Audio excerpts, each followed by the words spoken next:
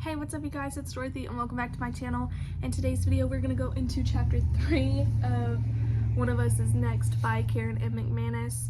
I'm not 100% sure if there's going to be a part 2 to this. If there is, then you'll find out before this video is over, but let's get right into this video. This video may contain sensitive topics and foul language. If you do not wish to continue, please click off of the video now. You have been warned. Chapter 3. Knox, Wednesday, February 19th. I scanned the half-off clothing rack next to me with a feeling of existential dread. I hate department stores. They're too bright, too loud, and too crammed full of junk that nobody needs. Whenever I'm forced to spend time in one, I start thinking about how consumer culture is just one long, expensive, planet-killing distraction from the fact that we're all going to die eventually. Then I suck down the last of my $6 iced coffee because I'm nothing if not a willing participant in the charade. That'll be $42.60, hun, the woman behind the counter says when it's my turn. I'm picking up a new wallet for my mother, and I hope I got it right. Even with her detailed written instructions, it still looks like 12 other black wallets. I spent too long debating between them, and now I'm running late for work. It probably doesn't matter since Eli Kleinfetter doesn't pay me or most days even notice I'm there. Still, I pick up my pace after leaving the Bayview Mall, following the sidewalk behind the building until it narrows to nothing but asphalt. Then after a quick glance over my shoulder to make sure no one's watching, I approach the flimsy chain-link fence surrounding an empty construction site. There's supposed to be a new parking garage going into the hillside behind the mall, but the company building it went bankrupt after they started. A bunch of construction companies are bidding to take over, including my dad's. Until then, the site is cutting off what used to be a path between the mall and the Bayview Center. Now you have to walk all the way around the building and down a main road, which takes 10 times as long unless you do what I'm about to do. I dunk under a giant gap in the fence and skirt around half dozen orange and white barrels until I'm overlooking a partially constructed garage and what was supposed to become its roof. The whole thing is covered with thick plastic tarp except for a wooden landing with a set of metal stairs along one side, leading to a part of the hill that hasn't been dug into yet. I don't know who at Bayview High first had the bright idea to jump the 5-foot drop onto the landing, but now it's a well-known shortcut from the mall to downtown, which, to be clear, my dad would kill me for taking, but he's not here, and even if he were, he pays less attention to me than Eli does, so I brace myself against one of the construction barrels and look down. There's just one problem. I'm not that afraid of heights, it's more that I have a preference for firm ground.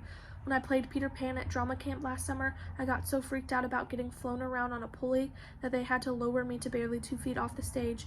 You're not flying, Knox, the production manager grumbled every time I swung past him. You're skimming at best. All right, I'm afraid of heights, but I'm trying to get over it. I stare down at the wooden planks below me.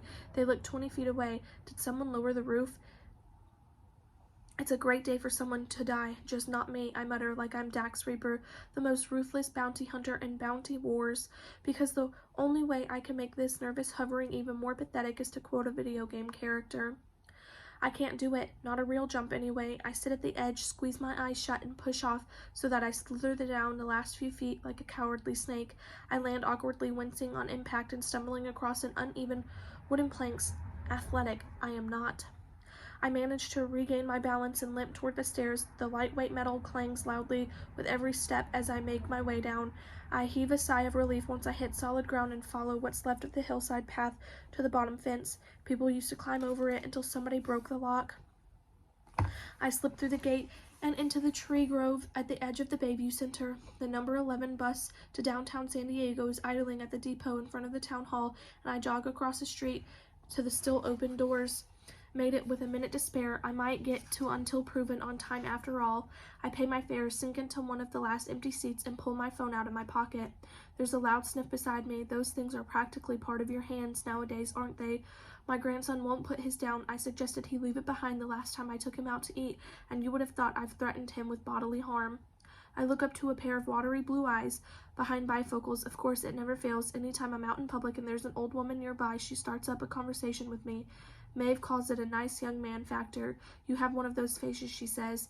They can tell you won't be rude. I call it the Knox-Myers curse, irresistible to octogenarians, invisible to girls my own age. During the Cal State Fullerton season opener at Cafe Contigo, Phoebe Lawton literally tripped over me to get to Brandon Weber when he sauntered in at the end of the night.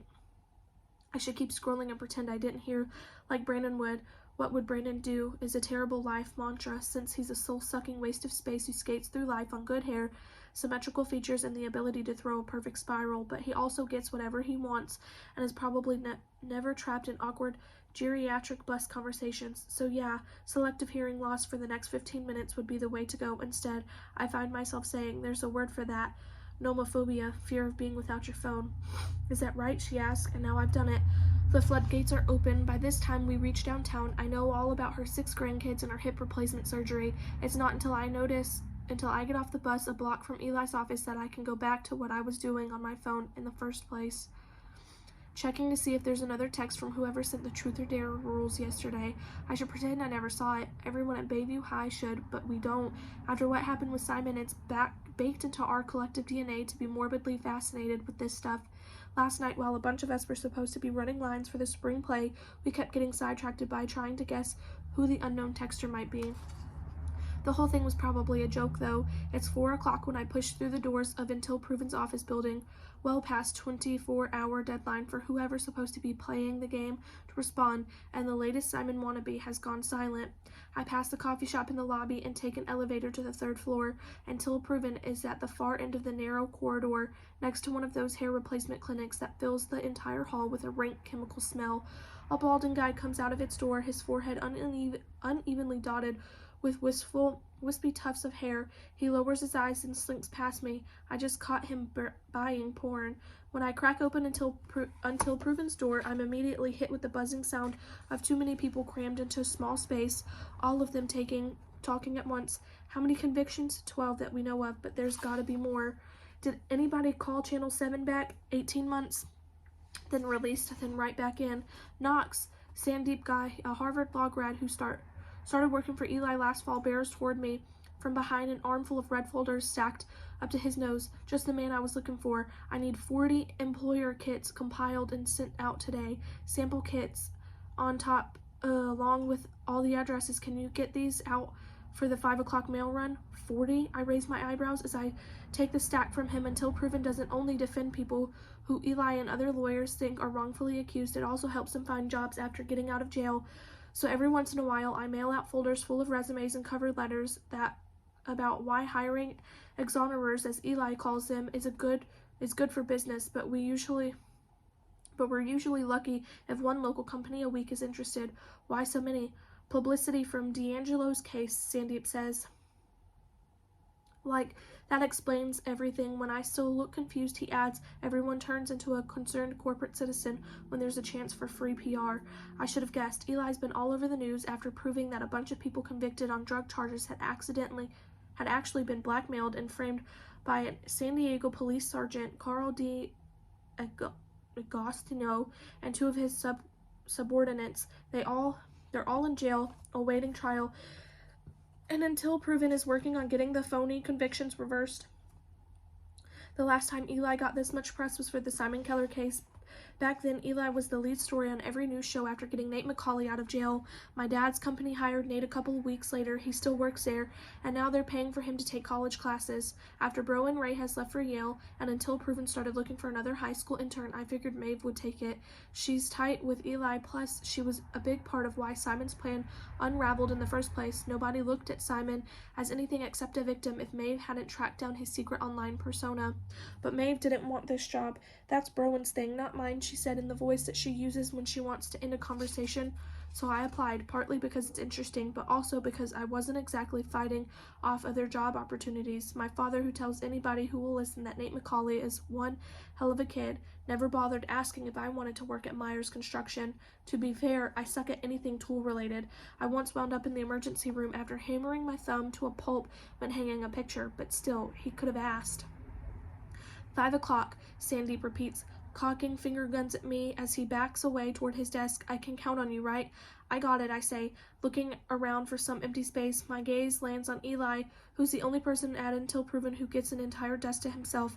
It's stacked so high with folders that when he hunches forward while talking on the phone, all you can see is his mad scientist hair. By some miracle, the table behind him is empty.